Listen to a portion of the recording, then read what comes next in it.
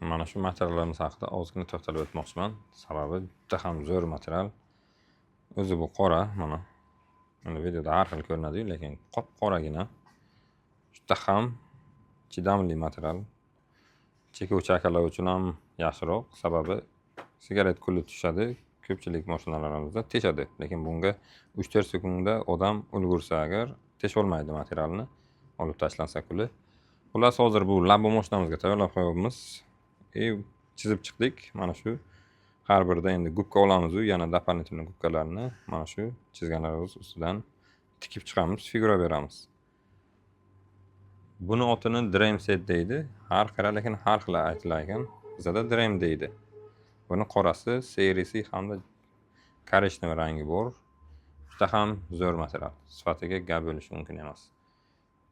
Xullas, mana bu yoqda rul, bu damas rulimiz.